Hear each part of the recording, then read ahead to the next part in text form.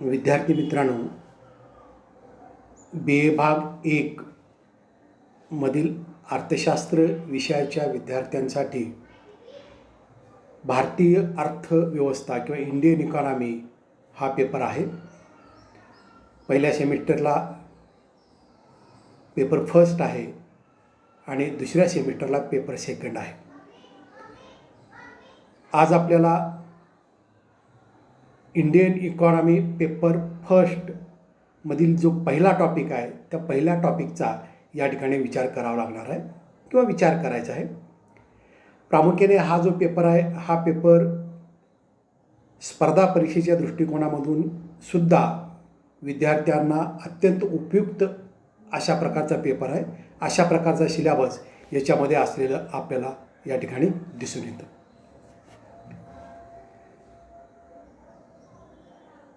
या पेपरमध्ये पहिल्या सेमिस्टरमधल्या या पेपरमधला पहिला जो टॉपिक आहे किंवा फर्स्ट युनिट जे काय ते म्हणजे इंट्रोडक्शन आणि त्यातला जो सब टॉपिक आहे तो म्हणजे characteristics of Indian economy since independence. म्हणजे काय तर स्वातंत्र्यापासूनच्या भारतीय अर्थव्यवस्थेची वैशिष्ट्ये. आता प्राचीन काळाचा विचार जर केला तर भारत प्राचीन कालावधीमध्ये एक सुजलम सुफलम देश म्हणून ओळखला जात होता.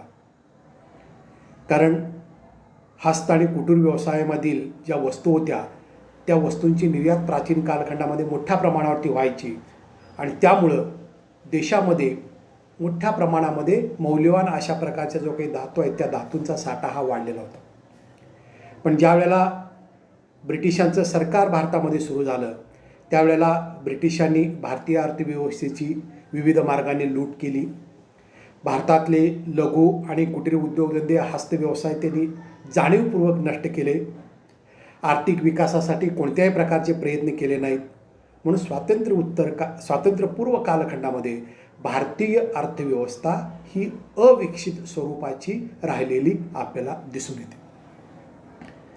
स्वातंत्र्योत्तर कालखंडामध्ये मात्र जगातला प्रत्येक देश विकासासाठी प्रयत्न करू लागला आणि त्याच्यामुळं विकासाची विभागणी 3 विभागामध्ये करण्यात आली.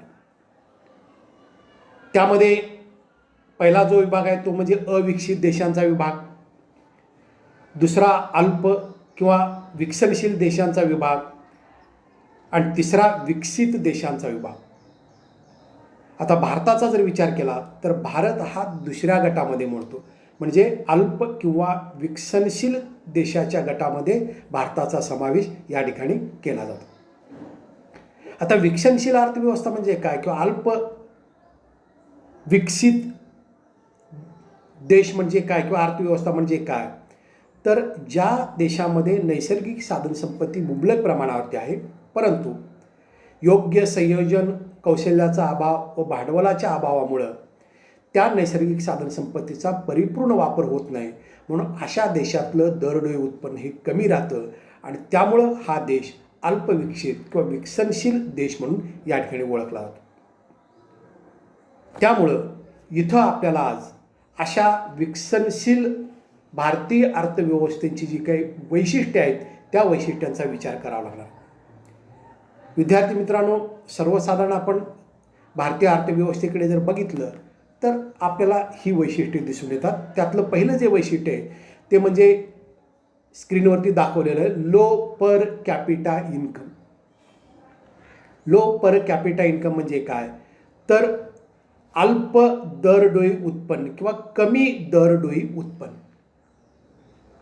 प्रत्येक व्यक्तीचं उत्पन्न. आता हे दरडोई उत्पन्न कसं काढलं जातं तर देशातल्या एकूण राष्ट्रीय उत्पन्नाला देशातल्या एकूण लोकसंख्येने भागल्यास आपल्याला दरडोई उत्पन्न किंवा प्रति व्यक्ती उत्पन्न या ठिकाणी प्राप्त होतं. मग ज्या वेळेला देशाचं राष्ट्रीय उत्पन्न वाढतं त्यावेळेला दरडोई उत्पन्न वाढतं, राष्ट्रीय उत्पन्न घटलं की दरडोई उत्पन्न घटतं. परंतु या ठिकाणी लोकसंख्येचाही विचार करावा लागणार आहे. राष्ट्रीय उत्पन्नापेक्षा लोकसंख्या वाढीचा दर जर अधिक असेल तर मात्र दरडोई उत्पन्न वाढत नाही. याचाच अर्थ दरडोई उत्पन्नावरती देशातल्या लोकसंख्येचा परिणाम या ठिकाणी होत असतो. भारतीय भारतातली जी काही लोकसंख्या आहे ती लोकसंख्या दिवसेंदिवस वाढायला लागल्या कारणानं दरडोई उत्पन्नसुद्धा साहजिकच या ठिकाणी कमी येत असलेलं दिसून येतं आणि हे भारतीय अर्थव्यवस्थेचं पहिलं लक्षण किंवा वैशिष्ट्य आहे. दुसरं वैशिष्ट्य ॲग्रिकल्चरल इकॉनॉमी, कृषीप्रधान अर्थव्यवस्था. अगदी प्राचीन कालखंडापासून भारत हा कृषीप्रधान देश म्हणून या ठिकाणी ओळखला जातो. म्हणजे काय तर आजही बहुसंख्य व्यक्तींचा रोजगार हा शेती क्षेत्रावर अवलंबून आहे. बहुसंख्य लोकांची जीविका शेतीवर अवलंबून आहे. उद्योगधंद्याला लागणारा कच्चा माल शेतीमधून मिळतो. देशातल्या लोकांना लागणारं अन्नधान्य, भाजीपाला, फळे शेतीमधून उपलब्ध होतात. शेतीशी निगडीत दुग्ध व्यवसाय म्हणा, मासेमारी म्हणा, वराहपालन, शेळीपालन अशा प्रकारचे अनेक व्यवसाय या ठिकाणी केले जातात. त्यामुळं शेती क्षेत्रावर अवलंबून राहणाऱ्यांची लोकसंख्या भारतामध्ये प्रचंड आहे. एकेकाळी जवळजवळ 60 ते 65% व्यक्ती शेतीवर अवलंबून होते. पण बाकीच्या क्षेत्राचा विकास झाल्या कारणानं शेतीवरचं अवलंबित्व आज थोडंसं कमी झालेलं आहे. तरी पाश्चात्य देशाची तुलना जर केली तर आजही भारतीय अर्थव्यवस्था ही शेतीप्रधान अर्थव्यवस्था आहे असं आपण म्हणू शकतो. तिसरं जे वैशिष्ट्य आहे ते म्हणजे मोर पॉप्युलेशन किंवा अधिक लोकसंख्या. आता भारतीय अर्थव्यवस्थेचं हे सर्वात महत्त्वाचं अशा प्रकारचं वैशिष्ट्य आहे. भारताची लोकसंख्या आपल्याला माहिती आहे दिवसेंदिवस प्रचंड प्रमाणावरती वाढायला लागलेलं आहे. 1921 पूर्वीचा आपण जर विचार केला तर त्यावेळेला प्रामुख्याने मृत्यूदर, जन्मदर जरी अधिक असला तरी मृत्यूदरसुद्धा जास्त होता. म्हणून भारताची लोकसंख्या अल्प या ठिकाणी होती. काही वेळेला ती मायनस होती. 1951ला भारताची लोकसंख्या 36 कोटी झाली. परवाची म्हणजे 2011च्या जनगणनेची आकडेवारी जर बघितली तर भारताची लोकसंख्या 121.8 कोटी इतकी झालेलं आपल्याला दिसून येतं. लोकसंख्येच्या बाबतीमध्ये भारत हा दुसऱ्या क्रमांकावरती आहे. पण लोकसंख्या वाढीचा दर पहिल्या क्रमांकावरील चीनपेक्षा अधिक असल्या कारणानं भविष्य कालावधीमध्ये भारताची लोकसंख्या जगात पहिल्या क्रमांकावरती राहणार आहे. याचाच अर्थ वाढती लोकसंख्या हे भारतीय अर्थव्यवस्थेचं तिसरं लक्षण आहे. त्यानंतर अनएम्प्लॉयमेंट किंवा बेरोजगारी हे चौथं लक्षण आपल्याला दिसून येतं. आता ज्याला काम नाही त्याला आपण बेरोजगार म्हणत नाही. बेरोजगाराची अर्थशास्त्रीय व्याख्या या ठिकाणी केली जाते. कुठली व्याख्या आहे तर प्रचलित वेतन दरावर एखाद्या व्यक्तीची काम करण्याची तयारी आहे, तो काम करण्यासाठी शारीरिकदृष्ट्या आणि मानसिकदृष्ट्या योग्य आहे, त्या व्यक्तीनं कामाची मागणी केलेली आहे, तरीसुद्धा त्याला जर काम मिळत नसेल तर अशा व्यक्तीला आपण बेकार व्यक्ती असं म्हणतो किंवा याला आपण बेरोजगारी असं म्हणतो. तर अशा पद्धतीची जी काही बेरोजगारी आहे ती प्रचंड आहे. लोकसंख्या प्रचंड असल्यामुळं सर्वांना काम मिळत नाही आणि त्यामुळं ग्रामीण भागामध्ये आणि शहरी भागामध्ये बेकारीचं प्रमाण मोठ्या प्रमाणावरती असलेलं आपल्याला दिसून येतं. आता बेकारी असेल तर सर्वात मोठा जो वाईट परिणाम आहे तो म्हणजे देशातल्या श्रमशक्तीचा नाश होतो. श्रम हा उत्पादनाचा घटक असा आहे की त्याचा आपण साठा करू शकत नाही. आज जर श्रम वापरलं नाही तर त्याचा साठा करून आपल्याला त्याचा दुसऱ्या दिवशी वापर करता येत नाही. तो नाशिवंत घटक आहे. म्हणून बेकारीमुळं देशामध्ये दररोज प्रचंड प्रमाणावरती श्रमशक्तीचा नाश होतो. बेकारीमुळं अनेक प्रकारच्या सामाजिक, आर्थिक अशा प्रकारच्या समस्या देशामध्ये निर्माण होतात आणि हे आपल्याला दिसतं. म्हणून बेरोजगारी ही एक महत्त्वाचा अशा प्रकारचं वैशिष्ट्य आहे. त्यानंतर दारिद्र्य किंवा बेकारी, दारिद्र्य किंवा त्यालाच आपण पॉवर्टी असे या ठिकाणी म्हणतो. आता वाढत्या लोकसंख्येमुळं देशात बेकारी वाढली आणि बेकारीमधून आपल्याला दारिद्र्य वाढल्याचं दिसून येतं. जरी स्वातंत्र्योत्तर कालखंडामध्ये दारिद्र्य निर्मूलनासाठी अनेक प्रकारचे कार्यक्रम राबवले गेलेले असले तरी दारिद्र्याचं प्रमाण कमी झालेलं आहे. पण इतर देशाची तुलना केली as compared to other foreign countries भारताच्या दारिद्र्याचं प्रमाण हे अधिक असलेलं आपल्याला दिसून येतं. आता दारिद्र्य म्हणजे काय, तर सर्वसाधारण व्याख्या अशी केली जाते, ज्या वेळेला व्यक्तीला त्याच्या अन्न, वस्त्र आणि निवारा या मूलभूत गरजा पूर्ण करता येत नाहीत, त्यावेळेला त्याला दारिद्र्य, त्या ठिकाणी दारिद्र्य आहे असं आपण म्हणतो. किंवा उष्मांकांच्या सहाय्याने दारिद्र्य मोजलं जातं. शहरी भागातल्या व्यक्तीला 2200 कॅलरीज निर्माण करणारं अन्नधान्य जर मिळालं नाही, किंवा ग्रामीण भागातील लोकांना 2400 कॅलरीज निर्माण करणारं अन्नधान्य जर उपलब्ध झालं नाही, तर अशा व्यक्तींना दारिद्र्य रेषेखालील व्यक्ती असं आपण म्हणतो. आणि हे दारिद्र्यसुद्धा दिवसेंदिवस भारतामध्ये अधिक प्रमाणावरती वाढत असलेलं आपल्याला दिसून येतं. त्याच्यानंतर लॅक ऑफ कॅपिटल किंवा भांडवलाची कमतरता. प्रत्येक क्षेत्रामध्ये किंवा गुंतवणुकीसाठी भांडवल हा घटक अत्यंत महत्त्वाचा असतो. भांडवल असल्याशिवाय आपल्याला औद्योगिक क्षेत्रामध्ये म्हणा, शेती क्षेत्रामध्ये, व्यापार क्षेत्रामध्ये, इतर सेवा क्षेत्रामध्ये गुंतवणूक करता येत नाही. गुंतवणूक झाली नाही तर उत्पादन वाढत नाही. उत्पादन वाढलं नाही तर देशामध्ये वस्तू आणि सेवाचा पुरवठा होत नाही. म्हणून देशाचा आर्थिक विकास जर व्हायचा असेल तर मोठ्या प्रमाणावरती भांडवल जे आहे ते भांडवल उपलब्ध झालं पाहिजे. परंतु अशा प्रकारचं भांडवल आजही भारतामध्ये पुरेशा प्रमाणामध्ये उपलब्ध होत नाही. Next, low quality human capital. मानवी भांडवलाचा निकृष्ट दर्जा. आता आपण पैशाला सुद्धा भांडवल असं म्हणतो. आणि मानवी भांडवल म्हणजे काय, तर प्रशिक्षित घेतलेला, तज्ज्ञ, कार्यक्षम, निरोगी जे काही व्यक्ती असतात त्या व्यक्तीला आपण मानवी भांडवल असं या ठिकाणी म्हणतो. कारण अशा प्रकारचीच व्यक्तीच कार्यक्षमतेने चांगल्या दर्जाचं जे काही उत्पादन आहे ते उत्पादन कमीत कमी उत्पादन खर्चामध्ये करू शकतं. आणि मग अशा मानवी भांडवलाचा जो काही दर्जा आहे तो दर्जा वाढवण्यासाठी शिक्षण, आरोग्य, आहार, निवारा हे जे काही घटक आहेत हे घटक चांगल्या पद्धतीनं त्याला पुरवले गेले पाहिजेत. परंतु भारतामध्ये याचा अभाव आपल्याला दिसून येतो आणि त्याच्यामुळं मानवी भांडवलाचा जो काही दर्जा आहे तो दर्जा निकृष्ट आहे. भारताचा जागतिक मानवी विकासामध्ये 2011ला 134वा क्रमांक या मानवी भांडवल विकासामध्ये लागतो. म्हणजे इतका मागचा क्रमांक असलेलं आपल्याला या ठिकाणी दिसून येतो. त्यानंतर अनडेव्हलप्ड मशिनरीज अँड टेक्नॉलॉजी म्हणजे यंत्रतंत्राचा मागासलेपणा.